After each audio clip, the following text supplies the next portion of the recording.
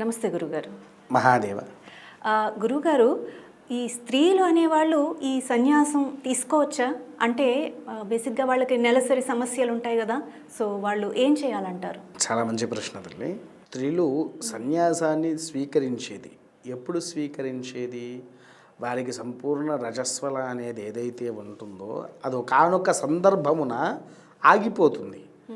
ఆగిపోయినప్పుడు వారు దాన్ని ఏం చేసేది? అప్పుడు ఇక నాకు రజస్వల ప్రాబ్లం లేదు కాబట్టి నేను వెళ్ళేసి సన్యాసాన్ని స్వీకరించవచ్చు అనే ఆలోచనలో ఉండేది పూర్వంలో. ఇప్పుడైతే అది కూడా మారిపోతుంది. ఎందుకోసము అనంటే కొంతమంది నచ్చినట్టుగా, అంటే సనాతన ధర్మాన్ని నచ్చినట్టుగా వాడుకోవడానికి కోసము, కొంతమందికి ఒంటి మీదకి దేవుళ్ళు వస్తున్నారని శిఖాలు ఊగడము అంటారు, అదొకటి. రెండోది, రీసెంట్గా ఇదే హైదరాబాద్ నగరంలో ఒకరు అర్ధనారీశ్వర దేవాలయం కట్టారు. రజస్వలి రోజున ఆలయానికి రావచ్చు, తప్పే లేదు, ఇది శాస్త్రంలో వాళ్ళు కావాలని పుట్టించింది అనుకుంటే, మనం ఎంతో పవిత్రంగా చూస్తున్నటువంటి అష్టాదశ శక్తిపీఠాల్లో ప్రధానంగా మనము ఎంతోమందికి తంత్ర విద్యలను నేర్పిస్తున్నటువంటి కామాఖ్యాదేవి ఆలయంలో అమ్మవారికి రజస్వలి వస్తుంది. అంతేకాకుండా ఎంతోమంది క్రితంలో అయ్యప్పమాల గురించి ఎంతోమంది తెలిసింది. అయ్యప్పమాల వేసుకున్న వాళ్ళందరూ శబరిమలైకి వెళ్తున్నారు. అదే కేరళలో ఒక ఆలయం ఉంది తల్లి, చెంగనూరు అని అంటారు ఊరి పేరు. అక్కడ ఉన్నటువంటి అమ్మవారికి కూడా రజస్వలి వస్తుంది.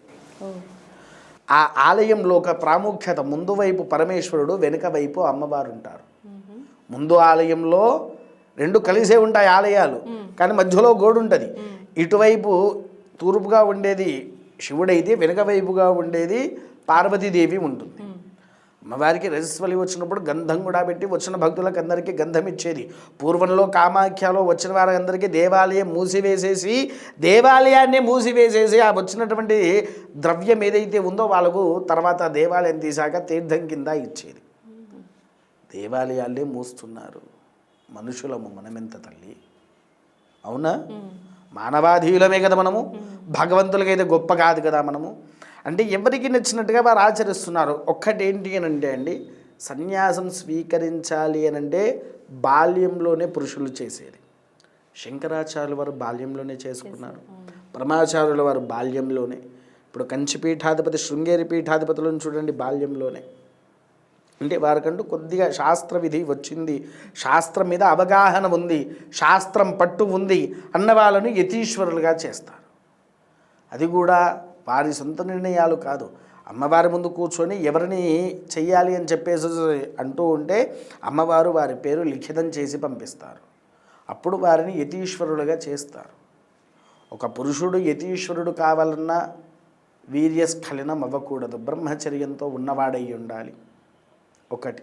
స్త్రీకి కూడా, ఈ మాట నేను అనకూడదు కానీ అనాల్సి వస్తుంది మీరు అన్నదానికి, స్త్రీకి కూడా మామూలుగా రజస్వలి అవుతూ ఉంటుంది. 5 రోజులు పూర్తి అయిపోయిన తర్వాత సాధారణంగా ఏ స్త్రీకైనా స్ఖలనం అనేది అవుతూ ఉంటుంది. ఎందుకనంటే కొద్దిగా యుక్త వయసు వచ్చింది అని అంటే కోరికలు, మనసులో తెలియని కోరికలు అనేటువంటి కొంత ఆందోళన చేస్తూ ఉంటుంది. వివాహమైన స్త్రీలు కూడా పిల్లలు పుట్టిన వారు కూడా స్ఖలినమయ్యేటి వాళ్ళు ఇప్పటికీ చాలామంది ఉన్నారు, అవునా కాదా? అటువంటి దోషము మన మీద పడకుండా ఉండాలంటే నీకు రజస్వల యోగం ఎప్పుడైతే తగ్గిందో, ఆ తగ్గడం వలన నీ శరీరం అనేటువంటిది నీ యొక్క ఆదితత్వ రూపంలోకి మారుతుంది. మారినప్పుడు నువ్వప్పుడు సన్యాసాన్ని స్వీకరించడానికి నీవు ఒక యోగ్యత పొందిన దానివి అవుతావు. అందుకోసమే అప్పటి వరకు స్త్రీలు ఎవ్వరు కూడా సన్యాసాన్ని స్వీకరించడానికి అధికారం లేదు. ధన్యవాదాలు గురుగారు.